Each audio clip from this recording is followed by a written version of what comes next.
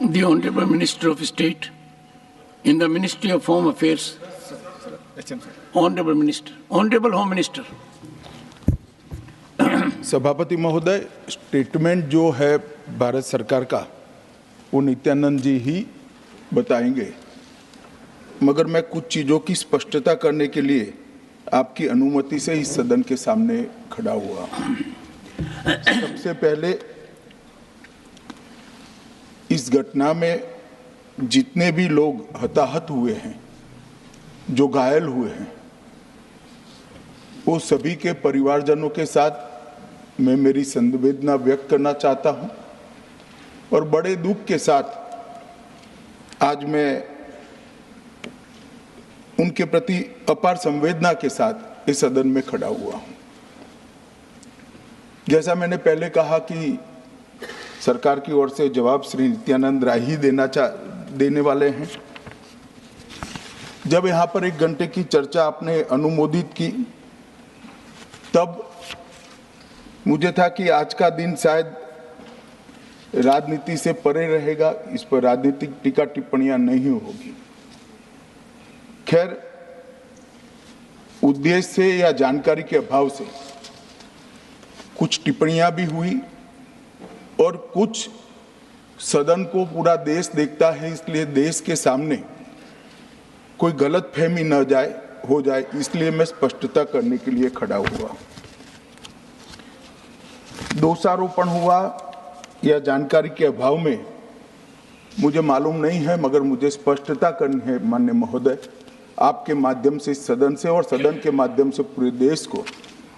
Early warning early warning early warning early warning बोलते ही गए।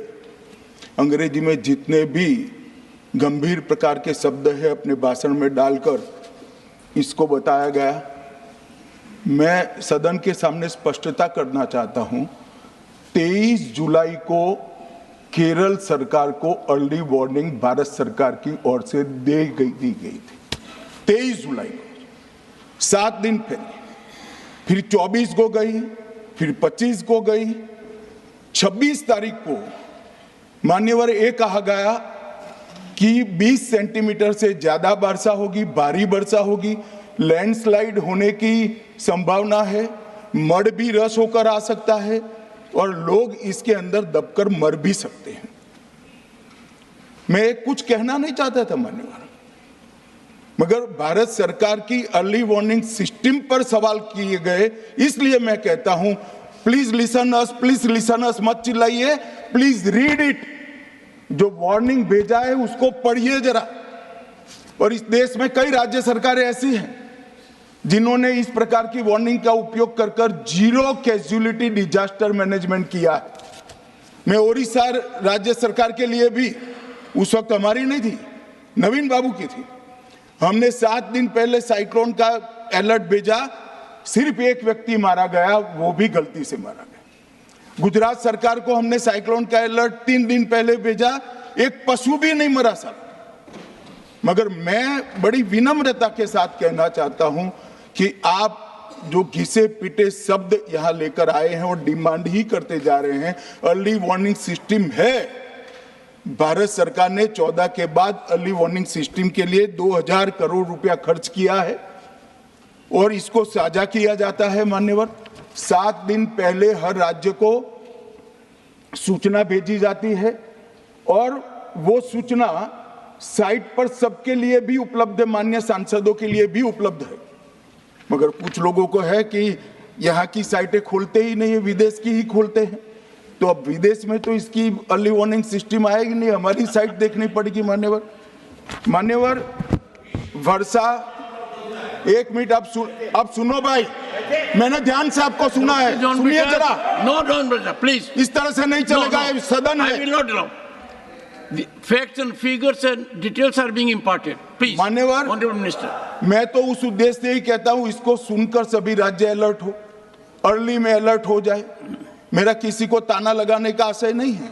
वर्षा के लिए अर्ली वार्निंग सिस्टम है, हीट वेव के लिए है, तूफान के लिए है, चक्रवात के लिए है, यहां तक बिजली के लिए भी अर्ली वार्निंग सिस्टम है।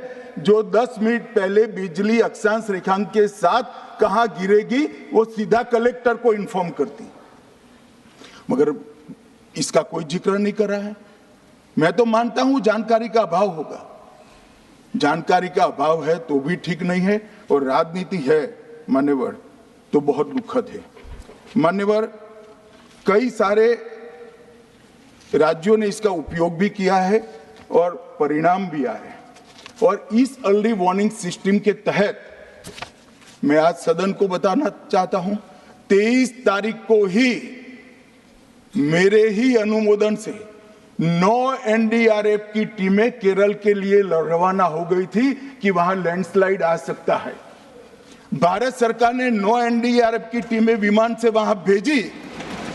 मैं पूछ सकता हूं मान्यवर, इतना मुझे पूछते हैं सारे लोग, केरल सरकार ने क्या किया? अनधिकृत लोग रह रहे थे, नहीं रह रहे थे, मगर वल्नरेबल सिचुएशन तो थी। इनको शिफ्ट किया गया क्या? क्यों नहीं किया गया? कौन रोकता था? और शिफ्ट किया तो मरे कैसे? शिफ्ट पहले नहीं किया गया है, बाद में किया गया है। जितना बोलोगे उतना नुकसान होगा।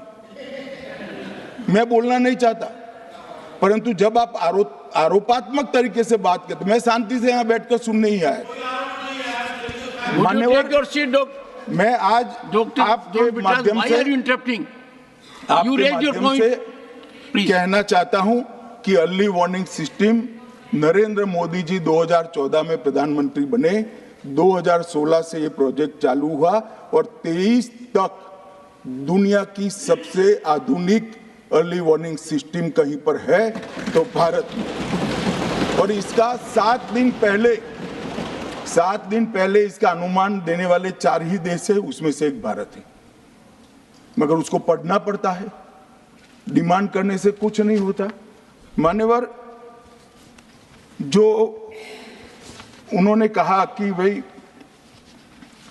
डिजास्टर के पैसे रिलीज करने का राज्य के साथ पास अधिकार नहीं है, वो गलत है। मान्यवर, मैं इसकी भी स्पष्टता करना चाहता हूं क्योंकि सदन का रिकॉर्ड साफ रहना चाहिए। एसडीआरएफ में 10% राशि कोई भी राज्य अपने हिसाब से अपनी गाइडलाइन से इश्यू कर सकता है, और 100% राशि भारत सरकार की जो गाइडलाइन इश्यू हुई है, गाइडलाइन इश्यू के किसी भी परमिशन की भारत सरकार की जरूरत नहीं है, गाइडलाइन को सिर्फ फॉलो करना है। मगर जो ये डिजास्टर के पैसे हैं और कोई हेड के अंदर तो खर्च नहीं हो सकते, हमें इतना तो चेक एंड बैलेंस रखना पड़ेगा। तो फिर भी 10% खर्च तो डिजास्टर के नाम से कुछ भी आप करें कोई नहीं पूछता। 90% खर्च आप गाइडलाइन के हिसाब से डिजास्टर के लिए भारत सरकार की कोई परमिशन लेने की जरूरत नहीं। और बंगाल का भी कहा मान्यवर, डिटेल स्टेटमेंट नित्यानंद जी पढ़ेगी, मतलब मैं स्ट्रक्चर्ड स्टेटमेंट नहीं दे रहा हूं, सिर्फ स्पष्टताएं कर रहा हूं।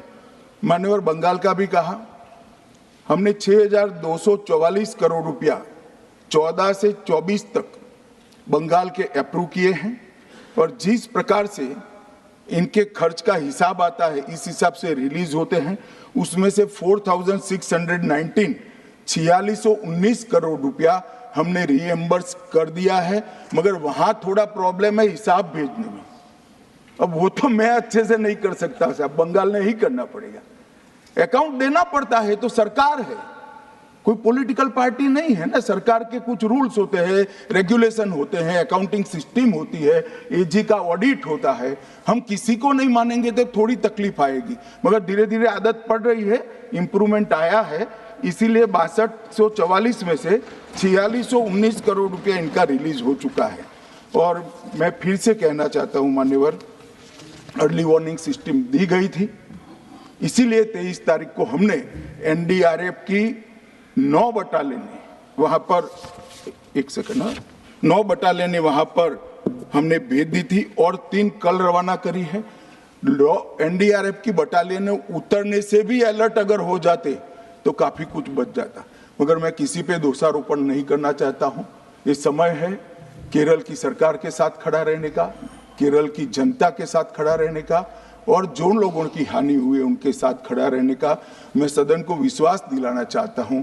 Irrespective of party politics, Narendra Modi सरकार केरल की जनता और केरल की सरकार दोनों के साथ चट्टान की तरह खड़ी रहेगी, किसी को संशय रखने की जरूरत नहीं।